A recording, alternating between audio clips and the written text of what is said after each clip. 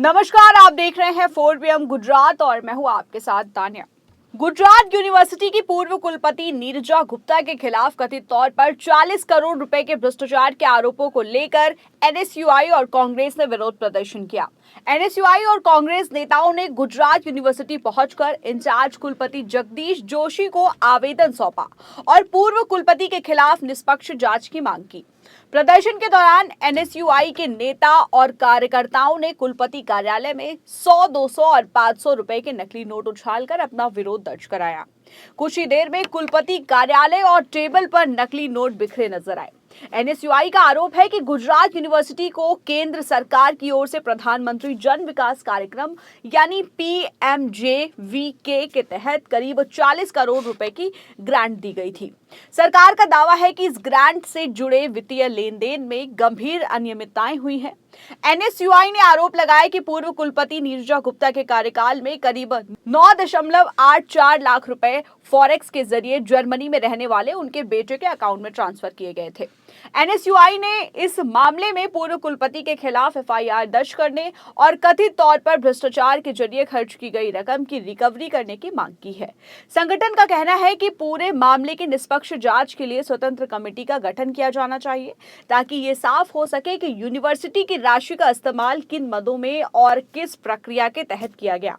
NSUI और कांग्रेस का एक अन्य आरोप है कि पूर्व कुलपति ने खुद को प्रिंसिपल इन्वेस्टिगेटर बताते हुए अपने मूल वेतन से अलग हर महीने 4.20 लाख रुपए अतिरिक्त वेतन के तौर पर लिए हैं।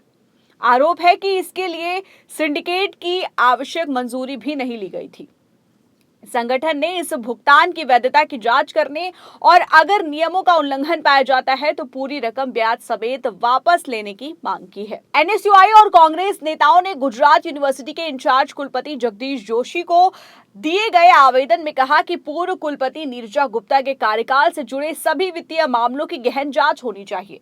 उनका कहना है कि जांच केवल कागजों तक सीमित नहीं रहनी चाहिए बल्कि जिन लोगों को कथित तौर पर आर्थिक लाभ मिला है उनकी भूमिका की भी जांच की जानी चाहिए। प्रदर्शन के दौरान कांग्रेस नेता इंद्रविजय सिंह गोहिल ने गुजरात यूनिवर्सिटी प्रशासन और पूर्व कुलपति पर कई गंभीर आरोप लगाए। उन्होंने कहा कि जितना भ्रष्टाचार देश की दूसरी यूनिवर्सिटियों में हुआ है उससे ज्यादा भ्रष्टाचार गुजरात यूनिवर्सिटी में पूर्व कुलपति नीरजा गुप्ता के कार्यकाल में हुआ है।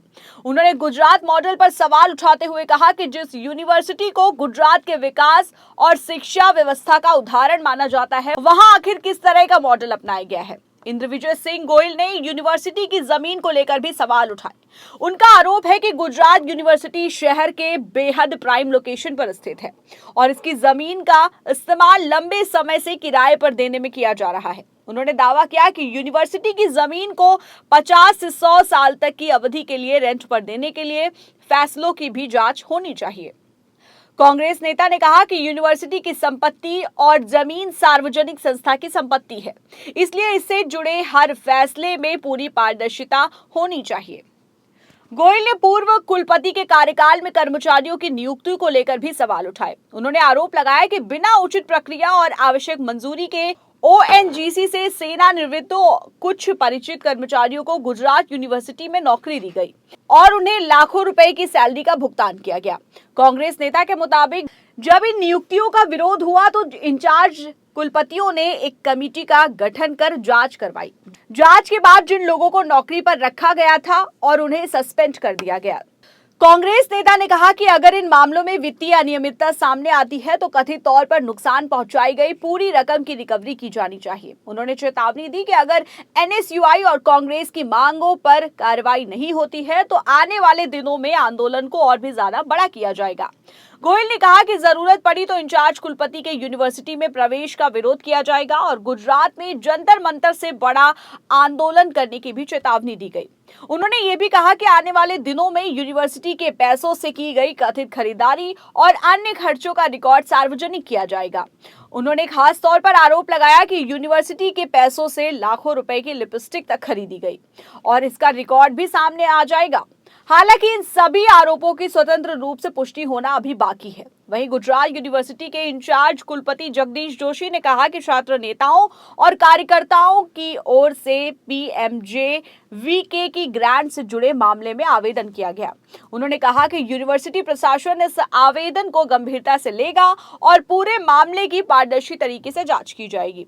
जगदीश जोशी ने कहा कि पीएमजे वीके की ग्रांट से जुड़ी शर्तों और नियमों को पहले देखा जाएगा। अगर इस ग्रांट की राशि का इस्तेमाल वेतन या किसी अन्य मद में किया गया है तो उसकी वैधता की जांच जरूरी है। उन्होंने स्पष्ट किया कि जांच पूरी होने से पहले किसी भी भुगतान को सही या गलत बताना उचित नहीं होगा। इंचार्ज कुलपति ने यह भी बताया कि पूर्व कुलपति के कार्यकाल में जिन कर्मचारियों को यूनिवर्सिटी में नियुक्त किया गया था, उनके मामले में पहले ही कमेटी का गठन किया जा चुका है। कमेटी की रिपोर्ट के आधार पर संबंधित कर्मचारियों को सस्पेंड किया गया। उन्होंने कहा कि कमेटी इस सप्ताह अपनी अंतिम रिपोर्ट सौंप सकती है।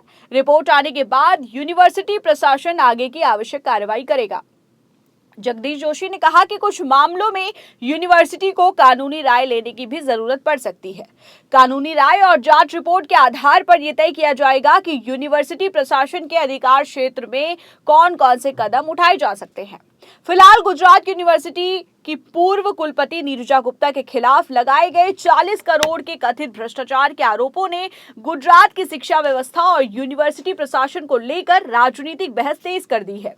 एनएसयूआई और कांग्रेस ने जहां एफआईआर, स्वतंत्र जांच और कथित तौर पर नुकसान पहुंचाई गई रकम की ब्याज समेत रिकवरी की मांग की है, वहीं यूनिवर्सिटी प्रशासन ने नियमों और दस्तावेजों की जांच के बाद कार्रवाई करने की बात कही है। वहीं अब सभी की नजर इस बात पर है कि पीएमजे-वीके ग्रांट, वेतन भुगतान, नियुक्तियों, यूनिवर्सिटी की जमीन से जुड़े फैसलों और अन्य कथित वित्तीय अनियमितताओं की जांच में क्या सामने आता है।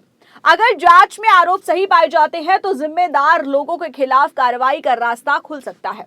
वहीं अगर आरोपों की पुष्टि सही नहीं होती है तो संबंधित पक्षों को भी अपनी स्थिति स्पष्ट करने का अवसर मिलेगा। इस पूरे मामले में फिलहाल आरोपों और प्रशासन की ओर से दी गई प्रारंभिक प्रतिक्रिया सामने आई है। अंतिम निष्कर्ष जांच रिपोर्ट, उपलब्ध दस्तावेजों और संबंधित अधिकारियों की कार्रवाई के बाद ही स्पष्ट हो सकेगा। वहीं इस पूरे मामले को लेकर आप क्या सोचते हैं, आपकी क्या राय है, हमें कमेंट सेक्शन में जरूर बताएं। और अगर आपको ये वीडियो पसंद आया है तो वीडियो को लाइक करें, शेयर करें और अगर अभी तक आपने हमारे चैनल को सब्सक्राइब नहीं किया है तो कर लीजिए और बने रहिए 4 PM गुजरात के साथ।